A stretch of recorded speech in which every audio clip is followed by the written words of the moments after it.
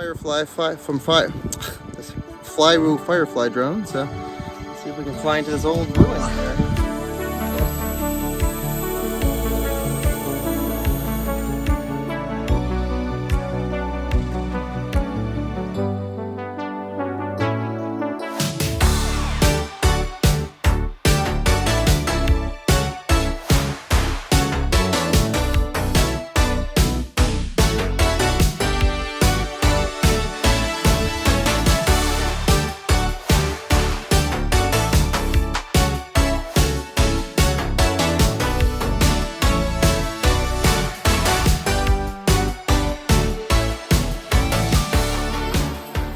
Oh, hey guys, come here.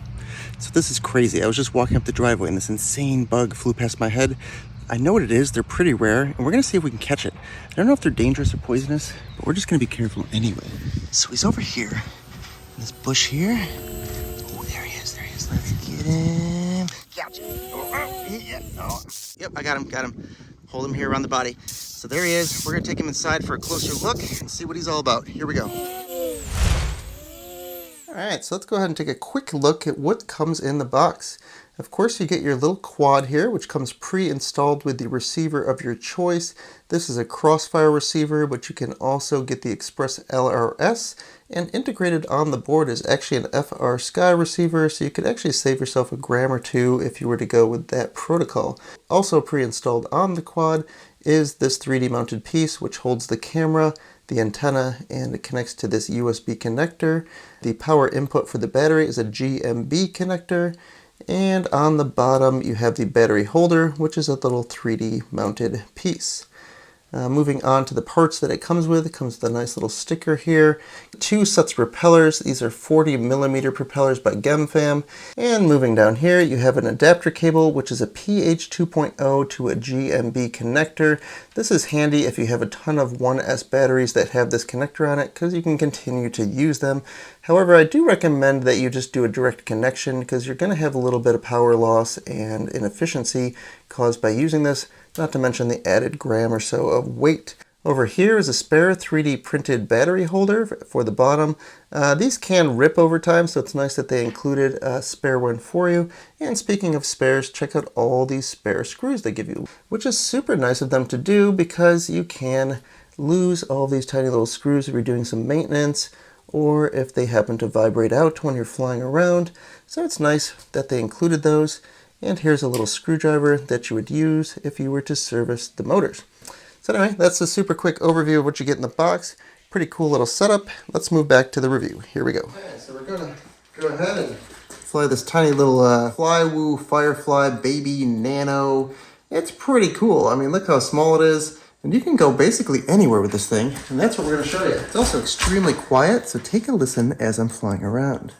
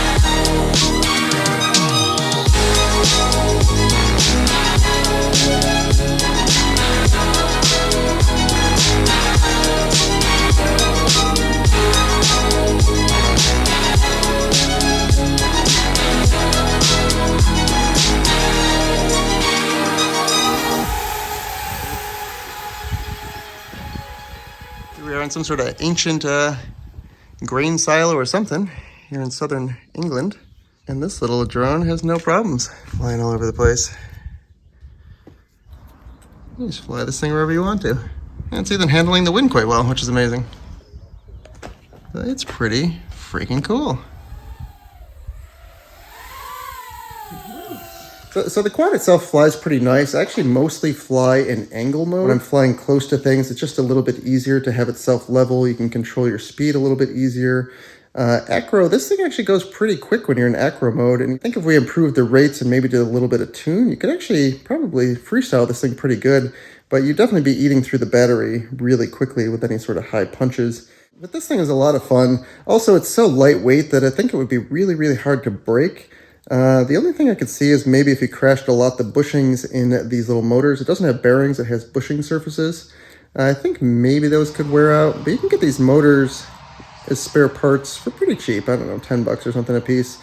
So obviously you don't want to replace them all the time, but I think this thing is so lightweight that just crashing it here and there is never going to cause problems. Yeah, so for me, I'm only getting about 5 minutes of flight time on these Auline 500 milliamp hour batteries.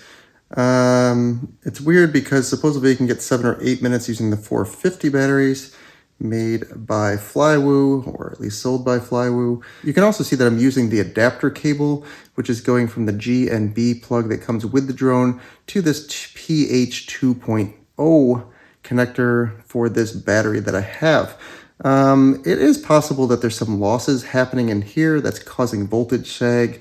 And so actually what I'm going to do is I'm going to swap this connector out, and I'm going to see if that gives me improved flight time and less voltage sag. However, if you get this quad, I definitely 100% highly recommend you just stick with this GNB connector. It's probably the best micro connector they have. So anyway, let's go ahead and hop over to the desk and we'll change one of these connectors out. And we'll do some more testing to see if the battery life and voltage sag improve. Also, we'll be losing a little bit of weight here, maybe half a gram or possibly even a gram.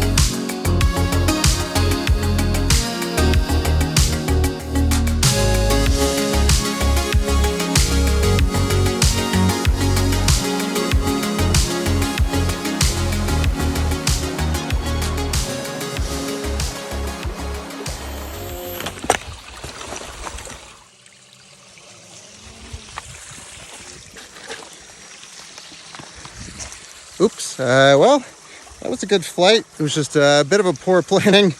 It's time to find out if this little drone is waterproof or not.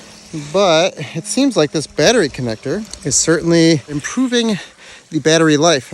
So I highly recommend that you avoid using that adapter cable, because I'm getting almost 50% more battery life or more flight time simply by not using the adapter cable. So that's pretty cool. Bummer that the flight got cut short, but you know, flying for 7 minutes without crashing is apparently impossible. I don't even know what's up or down or whatever. Have zero control. Low battery. Hurry up. I can't see anything. Fuck. And he did a tune specifically for this little FireFly. You have the tiny little HD0 drone fits in your hand. So here's another interesting thing to try. Anyway, long story short, this is a really fun little drone.